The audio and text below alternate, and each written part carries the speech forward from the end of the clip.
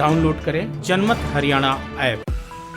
हरियाणा के पूर्व मुख्यमंत्री भूपेंद्र सिंह हुड्डा आज 74 साल के हो गए हैं। प्रदेश के 2 बार सीएम रहे हुड्डा ने तो यूं तो अपने राजनीतिक जीवन में कई मुकाम हासिल किए, चाहे वो पूर्व उप प्रधानमंत्री स्वर्गीय चौधरी देवीलाल को रोहतक लोकसभा सीट से लगातार 3 बार हराना हो, 2005 में भजनलाल जैसे दिग्गज नेता को पछाड़कर मुख्यमंत्री बनना हो, या फिर 2009 में अपनी अल्पमत की सरकार को बहुमत में तब्दील कराना हो।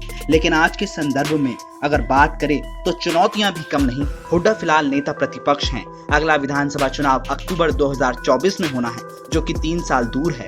अगले विधानसभा चुनाव तक हुड्डा 77 साल के हो जाएंगे। तब तक उन पर उम्र भी हावी होनी शुरू हो जाएगी। अगर अगले विधानसभा चुनाव में कांग्रेस को बहुमत हासिल भी हो जाता है तो भी जरूरी नहीं भूपेंद्र सिंह हुड्डा ही मुख्यमंत्री बने। वहाँ भी रणदीप सुरजेवाला, कुमारी सैलजा, कुलदीप बिश्नोई और किरण चौधरी जैसे नेता टकटकी लगाए हुए हैं। भूपेंद्र सिंह हुड्डा के लिए फिलहाल सबसे बड़ी चुनौती है कि राज्यसभा सांसद बेटे दीपेंद्र हुड्डा को प्रदेश की राजनीति में स्थापित करना। हुड्डा उसमें जुटे भी हुए हैं। उनकी कोशिश है कि अगर कांग्रेस को सत्ता में आने का मौका मिलता है तो सीएम दीपेंद्र ही बने। लेकिन दीपेंद्र अपने पिता की तरह समूचे प्रदेश के नेता नहीं बन पाए हैं। उन्हें रोहतक और झज्जर जिले का ही नेता माना जाता है, या फिर सोनीपत जिले के कुछ हिस्सों में दीपेंद्र का प्रभाव है। हालांकि बड़ौदा विधानसभा उपचुनाव और सोनीपत नगर निगम मेयर चुनाव में दीपेंद्र ने कांग्रेस उम्मीदवारों के लिए खूब प्रचार भी किया और वे जीत भी गए। लेकिन फिर भी वो पुराने रोहतक जिले से आगे नहीं बढ़ पाए हैं। किसान आंदोलन के जरिए दीपेंद्र खुद को समूचे प्रदेश का नेता बनने का बड़ा मौका जरूर मान रहे हैं, लेकिन इससे भी ज्यादा कामयाबी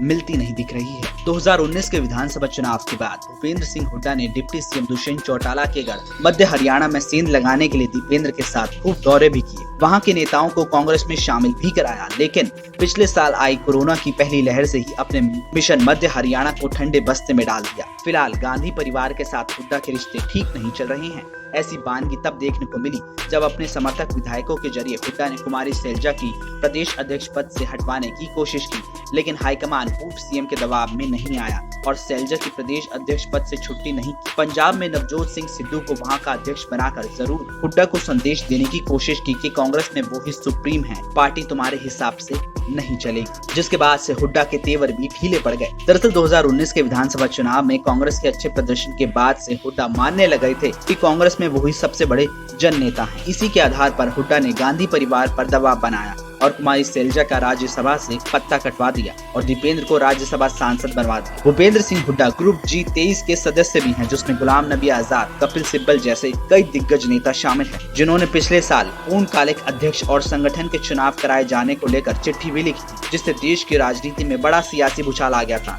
उसमें हुड्डा के सिग्नेचर भी थे। वैसे भी G23 को गांधी परिवार के विरोधी ग्रुप में भी माना जाता है, जिसकी वजह से गांधी परिवार ने हुड्डा के दबाव में न आने का मन भी बना लिया था। हाल ही में सैलजा को ना हटाकर उसने हुड्डा को कड़ा संदेश भी दिया। अब देखना दिलचस्प होगा कि भूपेंद्र सिंह हुड्डा कैसे दीपेंद्र को प्रदेश की राजनीति में स्थापित करते हैं और सीएम का दावेदार बना पाने में कितने कामयाब हो पाते हैं। ब्यूरो रिपोर्ट, जनमत हरियाणा। राजनीति के आगे, राजनीति के पीछे, हर हलचल को जानने के लिए हमारे YouTube चैनल जनमत हरियाणा को लाइक करें, सब्सक्राइब करें और अपडेट रहने के लिए बेल आइकन दबाना ना भूलें। देखते रहें जनमत हरियाणा, सच के अलावा कुछ भी नहीं।